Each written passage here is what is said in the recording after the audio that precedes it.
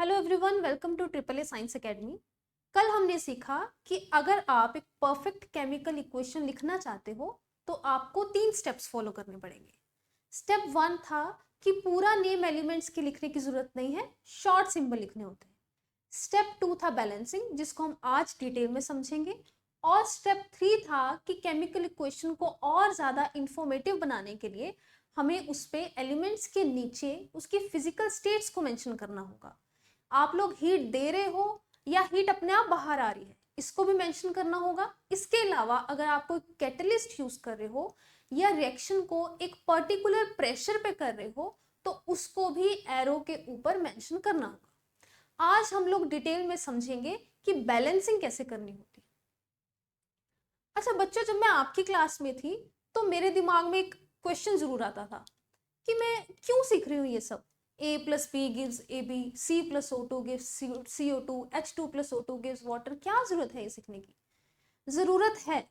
अगर हम लोग चाहते हैं कि हम सीखें कि हमारे आसपास नेचर में रिएक्शंस कैसे हो रही हैं, उसको समझने के लिए हमें ये सब सीखना होगा। जैसे कि फॉर एग्जाम्पल मेरी एक फ्रेंड ने एक बीकर लिया, उसमें 2 रिएक्टेंट मिक्स करे।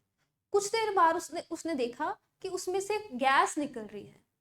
अब हमें नहीं पता वो कौन सी गैस है, गैस के ऊपर तो लिख के नहीं आएगा कि वो कार्बन डाइऑक्साइड है या ऑक्सीजन है या नाइट्रोजन है।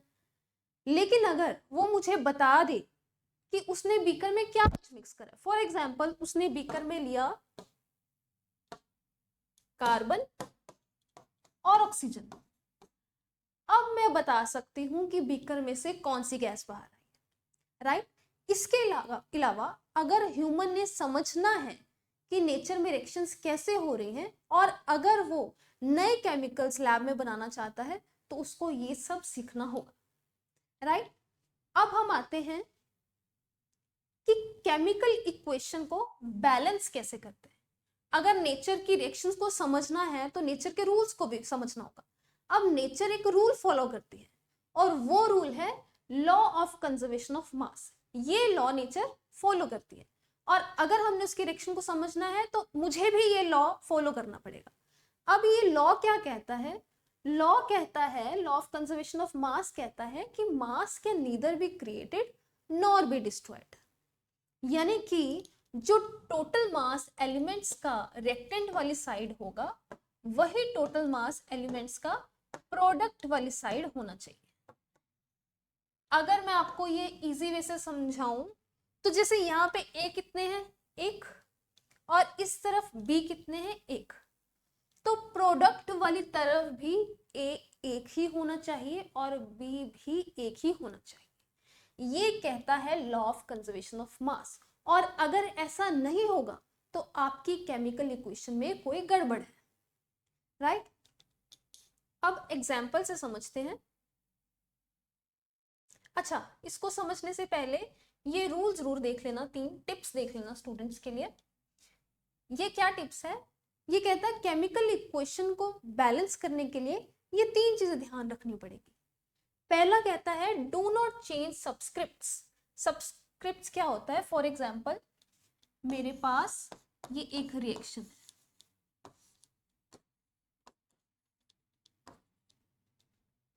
अब यहाँ पे ए कितने हैं? 1। यहाँ पे कितने हैं? 1। यहाँ पे बी कितने हैं? 2, सॉरी 1। यहाँ बी कितने हैं? 2।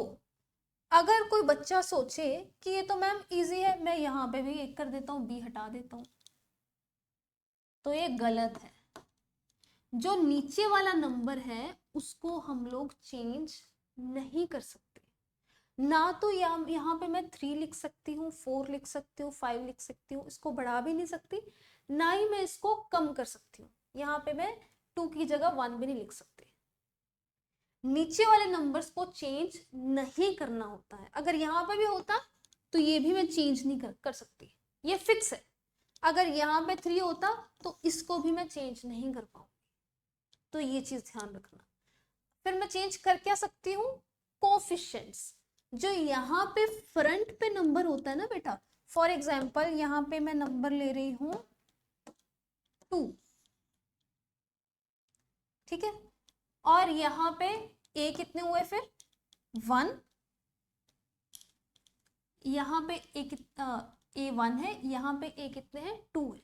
अब इस नंबर को मैं चेंज कर सकती हूँ, इसके साथ मैं कुछ भी कर सकती हूँ, नीचे वाले नंबर हम चेंज नहीं कर सकते।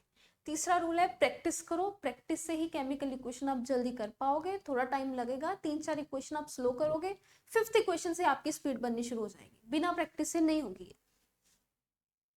अब एग्जाम्पल से समझते हैं। फॉर एग्जाम्पल अब हम ए बी छोड़कर एक प्रॉपर एग्जाम्पल ले रहे हैं, अब इसको ध्यान से समझना। फॉर एग्जाम्पल एक रिएक्शन है, रिएक्शन में हमारे पास है जिंक, Zn, H है, S है, O है, सिर्फ एलिमेंट्स देख रही हूँ मैं, अभी नंबर नहीं देख रही, राइट। इस तरह भी Zn है, जिंक है, S है, O है, H है, सारे हो गए। अब मैं इसको काउंट करती हूँ, कितने Zn रिएक्टेंट वाली साइड है, कितने जिंक प्रोडक्ट वाली साइड है, कितने रिएक्टेंट हाइड्रोजन वाली साइड है, कितने रिएक्टेंट प्रोडक्ट वाली साइड है। इसके लिए हम लोग क्या करेंगे, एक टेबल बनाएंगे बच्चों। ये टेबल मैंने यहाँ पे बनाया हुआ है टेबल, ऐसा ही टेबल आपको बनाना है। उस टेबल में आप 3 चीजें लिखोगे ऊपर, एक लिखोगे एलिमेंट नंबर 1 पे, नंबर 2 पे लिखोगे आप रिएक्टेंट्स, नंबर 3 पे लिखोगे प्रोडक्ट्स, राइट। अब एलिमेंट वाली साइड आपने क्या लिखना है, जितने भी एलिमेंट इस पूरी रिएक्शन में प्रेजेंट है वो सारे एलिमेंट एक एक करके हम यहाँ पे लिखेंगे। यहाँ से स्टार्ट करते हैं। सबसे पहले हमारे पास है Zn, लिख लिया Zn। उसके बाद है हमारे पास हाइड्रोजन, लिख लिया H, फिर है S, लिख लिया S, फिर है O, लिख लिया O। प्रोडक्ट वाली साइड भी है Zn, S है, O है, H है। एक एलिमेंट को एक ही बार लिखना है, ऐसा नहीं है कि रिएक्टेंट में भी Zn है और प्रोडक्ट में भी Zn है हम 2 बार लिखे, एक एक बार लिखोगे। इसके अलावा कोई और एलिमेंट है? कोई नहीं है। हाँ, अगर यहाँ पे कोई एलिमेंट होता, फॉर एग्जाम्पल X यहाँ पे होता फॉर एग्जाम्पल, तो उसको मैं यहाँ पे लिख लेते। ठीक है, जो एलिमेंट्स थे मैंने सारे यहाँ पर लिख लिए, राइट। अब रेक्टेंट में क्या लिखोगे आप, रेक्टेंट में आप लिखोगे जैसे यहाँ पे था Zn, रेक्टेंट में ये Zn कितने हैं उसका नंबर लिखोगे। तो रेक्टेंट में Zn कितने हैं बच्चों, रेक्टेंट में है एक ही Zn, तो मैंने लिख लिया 1। अच्छा, प्रोडक्ट में कितने Zn है, ये रहा एक ही है तो 1 लिख दिया। अब नेक्स्ट है हाइड्रोजन। अब रिएक्टेंट में H कितने हैं, रेक्टेंट में H है कितने 2। ये जो बेटा नंबर है ना, ये जो 2 लिखा हुआ है, ये जो नंबर है, 1 सेकेंड, ये वाला नंबर, ये नंबर किसको बिलोंग करता है, इसके जो आगे लेफ्ट हैंड साइड में एलिमेंट लिखा हुआ है उसको रिप्रेजेंट करता है। ये 2 S का नहीं है, जो इससे पहले एलिमेंट लिखा गया है उसका है ये 2। ठीक है, तो H कितने हैं यहाँ पे 2, मैंने लिख लिया। फिर प्रोडक्ट वाली साइड H कितने हैं 2, ये भी लिख लिया। ठीक है, अब नेक्स्ट आ गया S। S रेक्टेंट में कितने S है, S के नीचे कुछ लिखा हुआ है, कुछ नहीं लिखा हुआ, तो 1 ही S। प्रोडक्ट वाली साइड कितने S है, कुछ लिखा हुआ है नीचे, कुछ नहीं लिखा हुआ, तो प्रोडक्ट वाली साइड भी S कितने 1। ऑक्सीजन कितने हैं, रेक्टेंट वाली साइड ऑक्सीजन है 4, तो मैंने लिख लिया 4। तो प्रोडक्ट वाली साइड ऑक्सीजन कितने 4, लिख लिया 4। अब देखो 1 है 1 है, H 2 है, इधर भी 2 है, S इधर 1 है, इधर भी 1 है, O इधर 4 है, इधर भी 4 है, तो ये रिएक्शन तो बैलेंस्ड है।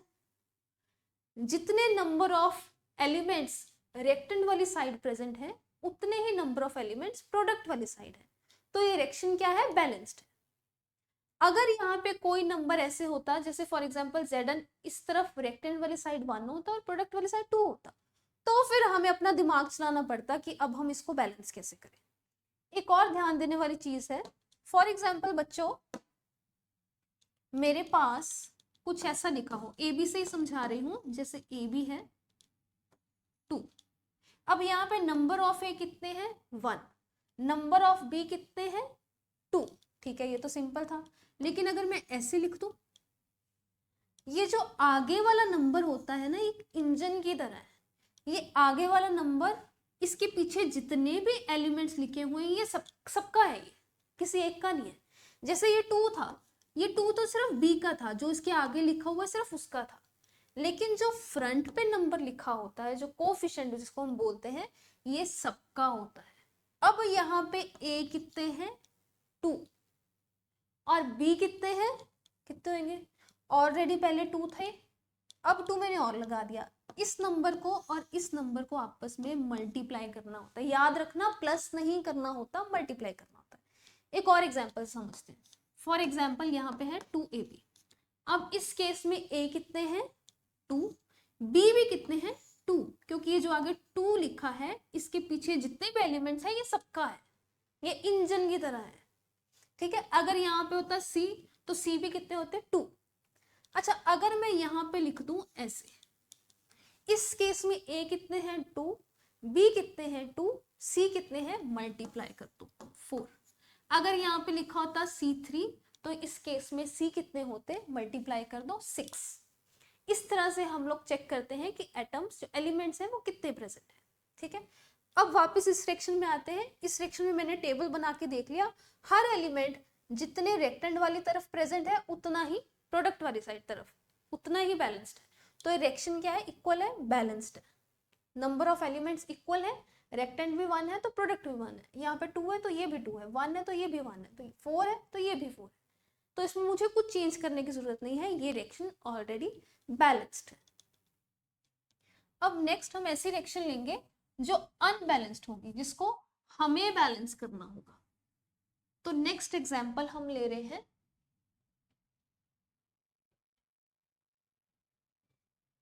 इजी वाली, एक एग्जाम्पल ली है हाइड्रोजन और क्लोरीन की। इस केस में अगेन हम लोग टेबल बनाएंगे। टेबल के ऊपर लिख दिया एलिमेंट्स, सबसे पहले लिखेंगे एलिमेंट्स, फिर आया रेक्टेंट, फिर आया प्रोडक्ट। अब एलिमेंट कौन कौन से प्रेजेंट है, एक है H तो मैंने यहाँ पे लिख दिया H, एक है Cl तो मैंने यहाँ पे लिख दिया Cl। अच्छा, प्रोडक्ट वाली साइड भी क्या है H, वो लिखा ही हुआ है ऑलरेडी, रिपीट तो करना ही नहीं है।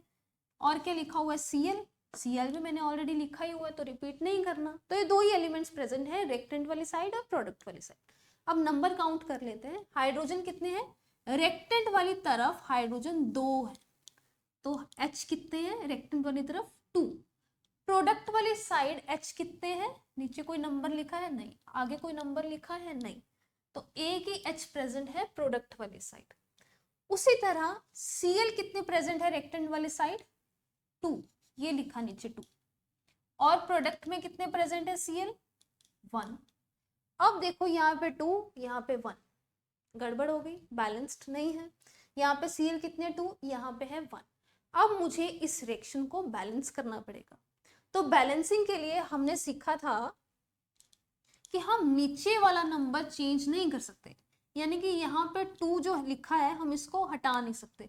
अगर कोई स्टूडेंट सोचे कि यहाँ पे 2 हटा देते हैं, हो गया H बैलेंस, यहाँ पे भी एक H है, यहाँ पे भी एक H है, नहीं, वो गलत होगा, क्योंकि नीचे वाला नंबर हम लोग चेंज नहीं कर सकते, ना उसको हटा सकते हैं, ना वो नंबर बढ़ा सकते हैं, ना कम कर सकते हैं, वो ऐसे ही फिक्स है अपनी जगह पे।